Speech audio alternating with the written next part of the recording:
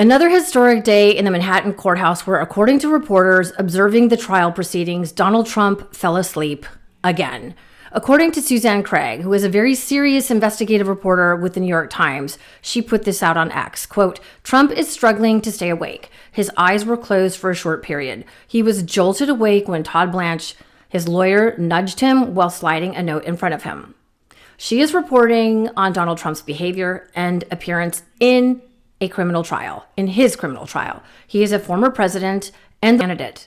That is newsworthy. And so is this report from the Meidas Touch Network. Look, we do a lot of very serious reporting here on the Meidas Touch Network, and I have mixed feelings about how viral this has gone, although I think it is an important data point to be sharing with all of you. And we broke the news here that there are people in the courtroom who are aware of the fact that Donald Trump was passing gas during the jury selection process and while trial was taking place, that there was a putrid odor that has been surrounding Donald Trump in the courtroom. And as he was sleeping and closing his eyes, he would kind of pass gas and fart in the direction of his lawyers, who are kind of revolted by him. And we have some credible sources in the courtroom who have given us that information. Ben's report on Trump's violation of the gag order also included a new legal interpretation of it.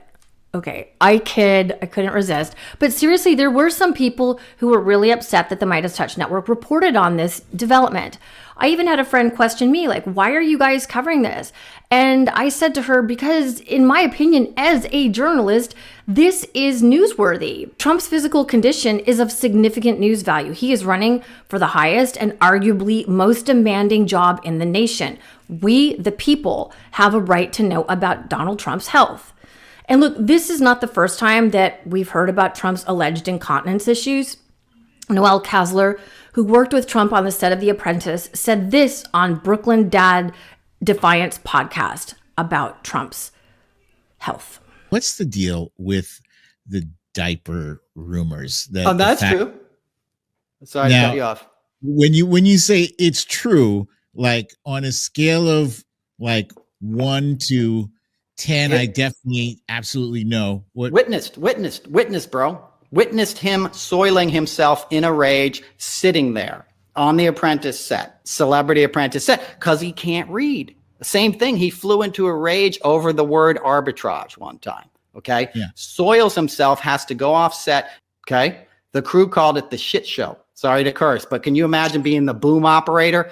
You're wearing your headphones, holding the mic above him, and you hear that? He did it in the Oval Office. There's a clip of him doing it with the Turkish president, right? Erdogan. I always say his name wrong. It's not a hard G.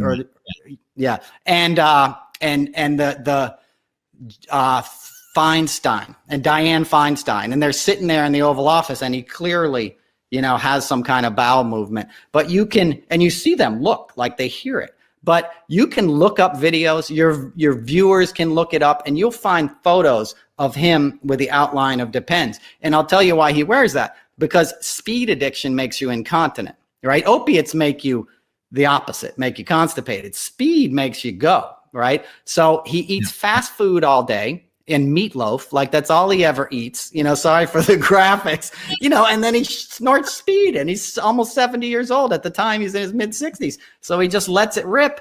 The Daily Mail reported that Trump's trial team splashed $700 at a Manhattan McDonald's during a break in jury selection last week. Incidentally, they didn't tip any of the workers, which is just really disgusting, but also not surprising. And Meidas Touch editor-in-chief Ron Filipowski tweeted this out, quote, and some of you doubted the authenticity of the fart story. Turning to the court proceedings as well, Maggie Haberman reports that Donald Trump continued to fall asleep during the proceedings as well. And what I'm hearing from my sources as well is that, and I'm hearing from credible sources who know what's going on in the courtroom. And what I'm hearing is that, take it for what it's worth, but that Donald Trump is actually farting in the courtroom, and that it's very stinky around him. It's a putrid odor in the courtroom, and that Trump's lawyers are like repulsed by the scent and the smell. And I'm not just saying that to be like, oh, funny. I'm actually, we have good sources there. Ben is a serious attorney and law professor. He's not pulling your finger, your leg, but he's presenting the information in a serious and credible manner. He wasn't doing this to be cruel or to mock the person who mocks everybody else. Like, that's not the way we roll here. And Ben would never say that if he did not have credible sources in the courtroom. And again, it is newsworthy that Trump is falling asleep and apparently having trouble with his bowels. It's a matter of presidential fitness. The man simply does not look well. Here's Rachel Maddow outside of the courthouse today. Listen to what she had to say. Thinner than I have seen him in the past. He seems considerably older. And he seems annoyed, resigned, maybe angry. He seems like a man who's miserable to be here. And that's, I'm no body language expert, and this is just my observation, but he seemed old and tired and mad. Trump notoriously takes terrible care of himself. He doesn't work out. He eats fast food, which I can personally verify having observed, and he rarely sleeps, as noted by his manic posting at all hours of the night, which is not surprising if he is, as many have attested to, addicted to speed. We know for a fact that the Trump White House was a veritable pill mill. According to a Department of Defense Inspector General's report, under Dr. Ronnie Jackson's direction, controlled substances were handed out to ineligible staffers like candy. The Inspector General report said that, among many other things about the Trump White House, quote, "We found that the White House medical unit, which was run by Dr. Ronnie Jackson, provided a wide range of healthcare and pharmaceutical services to ineligible White House staff in violation of federal law and regulation and DOD policy. Additionally, the White House medical unit dispensed prescription medications, including controlled substances, to ineligible White House staff." Just saying, people. Now, Trump and the right-wing extremists have mocked President Biden nonstop, calling him Sleepy Joe and constantly gaslighting us about his mental competency, which blew up in their faces during the Robert Hur fiasco, as well as when President Biden delivered that tour de force State of the Union address. In my career, I've been told I was too young. By the way, they didn't let me on the Senate elevators for votes sometimes. They're not a joke. And I've been told I'm too old. Whether young or old, I've always known what endures. I've known our North Star. The very idea of America is that we're all created equal and deserves to be treated equally throughout our lives. We've never fully lived up to that idea, but we've never walked away from it either. And I won't walk away from it now. I'm optimistic. And Trump infamously mocked a reporter who had a physical disability. Written by a nice reporter. Now the poor guy, you got to see this guy. Oh, I don't know what I said. I don't remember. He's going like, I don't remember. Maybe that's what I said. This is 14 years ago. They didn't do a retraction. That reporter he is talking about is Serge Kovaleski, who now works for the New York Times. As you can see right there, he suffers from a chronic condition that impairs movement of his arms. While Trump is reportedly falling asleep and passing gas in his own criminal trial, President Biden has been hopscotching across the country on the campaign trail. On this Earth Day, even Newsmax was forced to report on President Biden's busy campaign schedule. President Biden coming here today to Prince William National Forest to tout his climate objectives, including $7 billion in grant funding for solar projects for low-income households that will reportedly benefit up to 1 million low-income households. And the president will also announce action on the Climate Corps that he created. That's a service initiative aimed at preparing young Americans for jobs in clean energy and climate. Biden will announce that his administration will ease Climate Corps members' transition to other federal jobs after they graduate from the program. Trump has always spoken in word salad, but it is evident that he is increasingly in severe cognitive decline. Did you just see Maduro, Venezuela? It's unbelievable. Oil exploration and production in the United States. The Biden border well, you know this, right? Even Argentina, they went MAGA. You know Argentina, great guy. We will expel the warmongers. We are a nation that just recently heard that Saudi Arabia and Russia will repeat. Oh, come on. What's going on? I've done takes on these rally statements or blurberings or whatever you want to call them.